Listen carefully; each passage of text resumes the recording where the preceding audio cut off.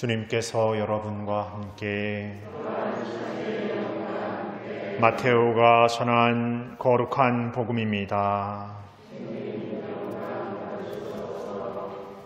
그때 예수님께서 당신이 기적을 가장 많이 일으키신 고을들을 꾸짖기 시작하셨다. 그들이 회개하지 않았기 때문이다. 불행하여라 너 코라지나, 불행하여라 너 벳사이다야. 너희에게 일어난 기적들이 티로와 시돈에서 일어났더라면 그들은 벌써 자루 옷을 입고 죄를 뒤집어 쓰고 회개하였을 것이다. 그러니 내가 너희에게 말한다. 심판날에는 티로와 시돈이 너희보다 견디기 쉬울 것이다. 그리고 너 카파르나움아, 내가 하늘까지 오를성 싶으냐? 저승까지 떨어질 것이다. 너에게 일어난 기적들이 소돔에서 일어났더라면 그 고을은 오늘까지 남아있을 것이다. 그러니 내가 너희에게 말한다. 심판날에는 소돔 땅이 너보다 견디기 쉬울 것이다. 주님의 말씀입니다.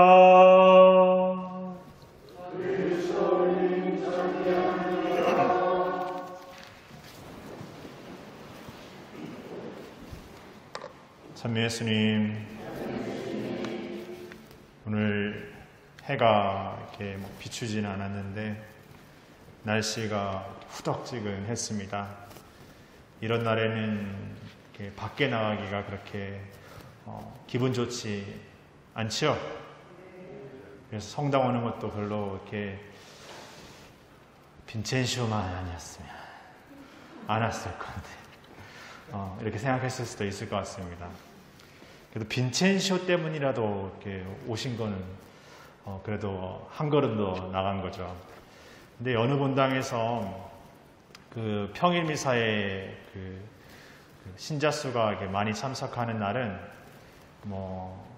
오늘 우리처럼 내지오가 많이 있거나 무슨 단체 모임이 있으면 그날 평일 미사 숫자가 이렇게 꽤 많이 참석합니다. 그래서 우리가 뭐가 있어서 이렇게 미사의 숫자가 많아졌다고 해서 우리가 뭔가 특별하거나 그래서 우리가 뭔가 굉장히 인간적이라는 생각을, 우리만 인간적이라는 생각을 하지 않으셔도 됩니다. 그러니까 우리도 평균이라는 말씀을 드리고 싶습니다.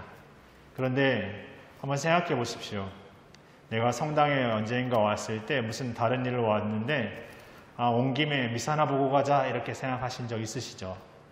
근데 우리가 언젠가부터 우리의 말이나 우리의 행동에서 이 미사라는 하느님을 만나는 시간을 뭔가 어떤 일 때문에 겸해서 혹은 주일에 미사는 빠지면 안 되니까 라는 어떤 그냥 뭔가 첨가적이거나 부가적인 아니면 중요한 건 알지만 그냥 채워가는 정도로 내 신앙생활을 어느 때인가부터 계속 그냥 그런 생활로 이렇게 해나가고 있는지 모릅니다.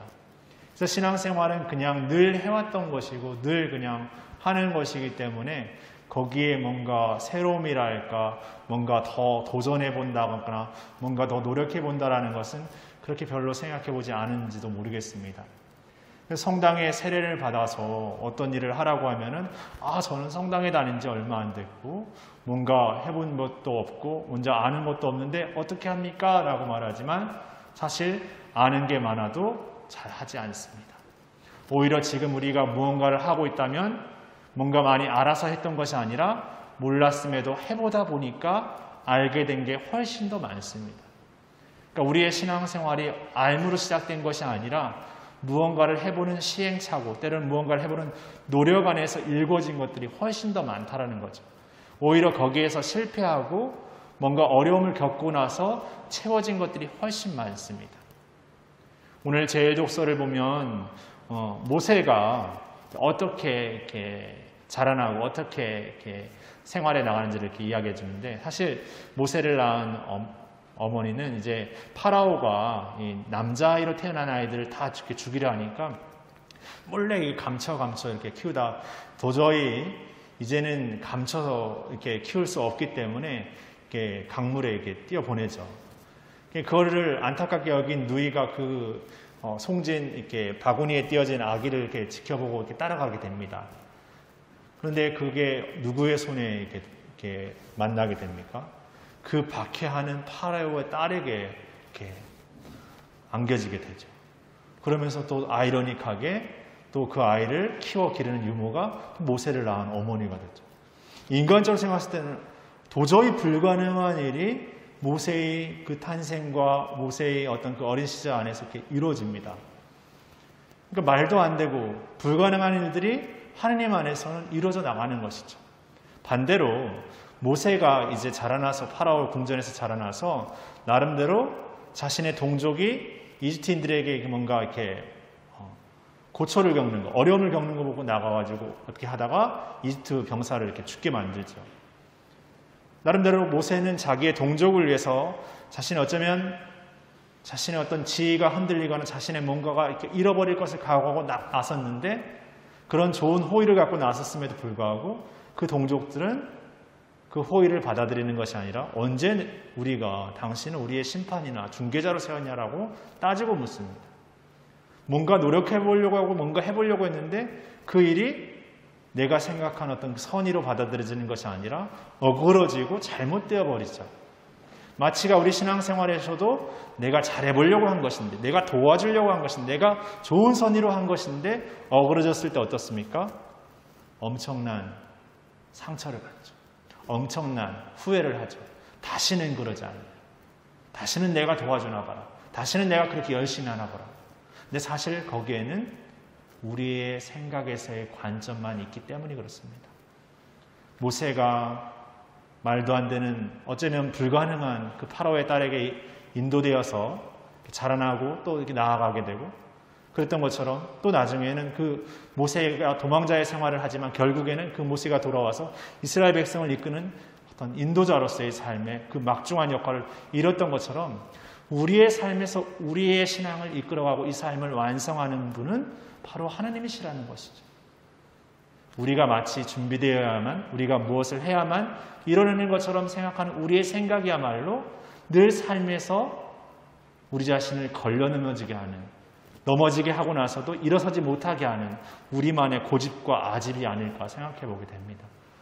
그래서 우리가 이 신앙을 산다라는 것은 무언 준비되고 무엇을 알고의 삶이 아니라 끊임없이 우리 안에 그분의 말씀을 우리가 다시금 새롭게 돌아보도록 하고 그 안에 담겨지도록 하는 우리의 마음을, 그 묻어진 마음을 새롭게 하느님께 여는 것. 오늘 화답송의 표현처럼 가난한 이들아 하느님께 와서 생명을 찾아라라고 말씀하시는데 우리의 삶의 진정한 생명을 찾는다라는 것은 우리가 어디에 머무르고 어디 안에서 어떤 시선으로 우리의 삶을 바라볼 것인가. 우리보다 우리 위에 계시고 우리보다 우리를 더 깊이 아시는 그분 안에서, 그분의 말씀 안에서 우리의 마음을 열고 우리의 삶을 늘 새롭게 바라보는 그 가운데에서 진정한 생명의 삶을 우리는 살아갈 수 있습니다. 오늘 예수님의 기적이 일어난 고장들이 어떻습니까?